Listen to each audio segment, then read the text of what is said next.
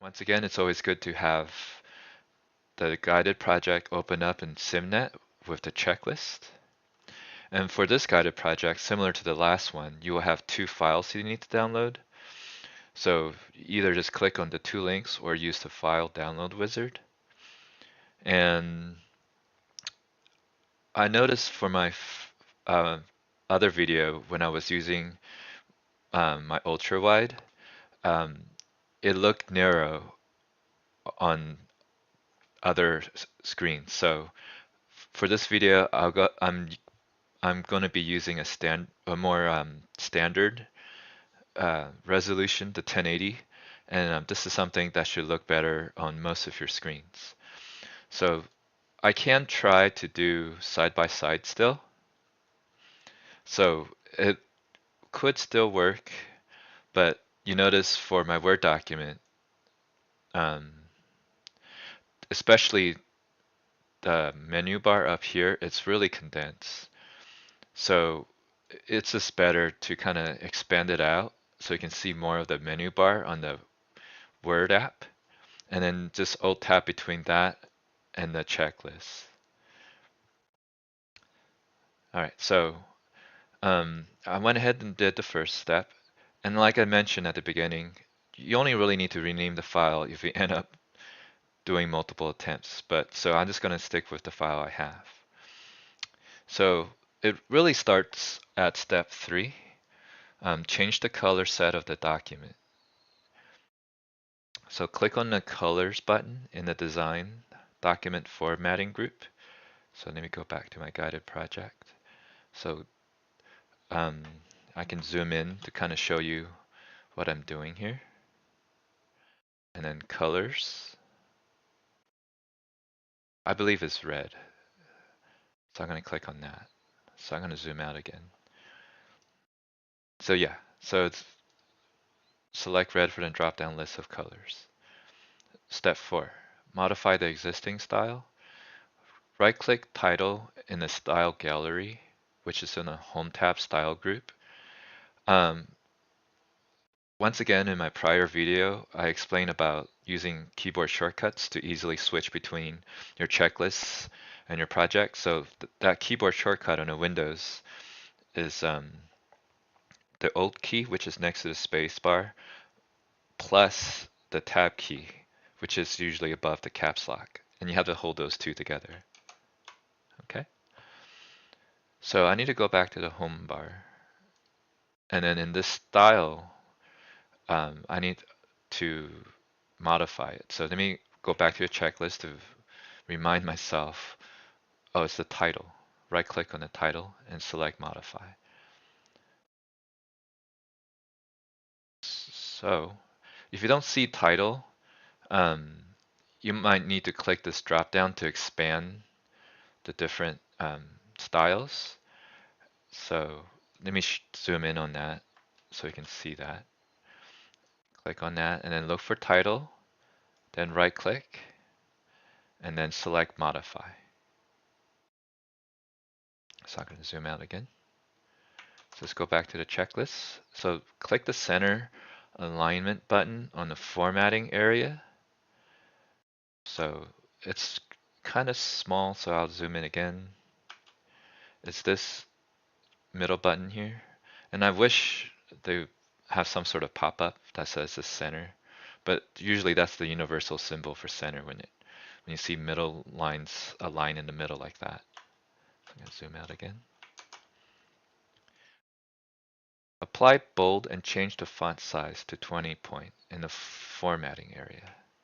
So going back to here, so the font size is going to be 20 and then select bold. Okay, so that's done. Click OK to close the modify style box. All right, that's done. Right click the heading 1 style and modify it. So once again, right click, select modify. So that's done. Click the format button and select font to open the font dialog box. So the format button is located down here. And then they want me to modify the font format. So click on that.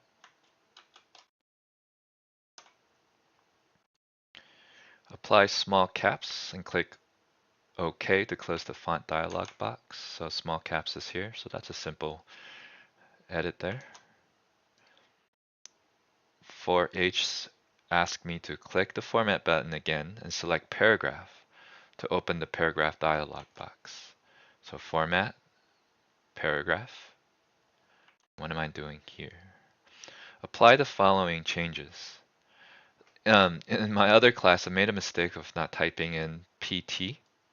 So make sure if you're typing in your values, you make sure you have PT type at the end, or it's going to mess up with the spacing. So before, paragraph spacing is 12 PT, so let's switch back to that. So I can use the arrow to go to 12. And then if I can remember, after needs to be at 3.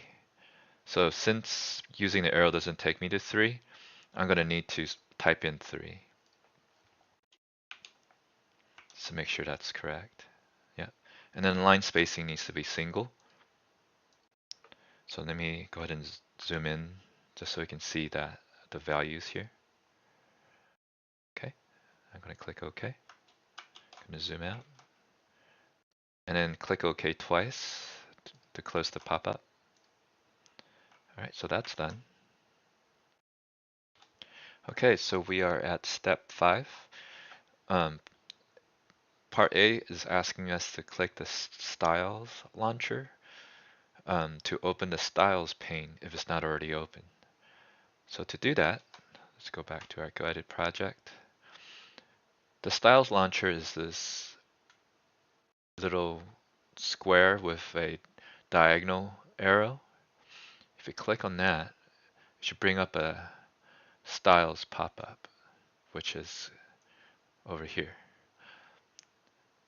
All right, so that's A. Part B is asking us to right-click the heading 2 style and select all to select all the text for the heading 2 style applied. So right-clicked, select all. Sometimes it might say none, but don't worry about it. It will select the heading 2s, but for my case, it does say there are 2 instances. And you can tell those 2 are selected because of the grayed outline around the 2 heading 2s. So that's B. Part C is asking us to click the heading 1 style to replace the heading 2 style. So just go up here and click heading 1. And there it is. Okay, so this concludes my intro into doing our guided project for this week. So hopefully this gives you a good enough idea of what you need to do.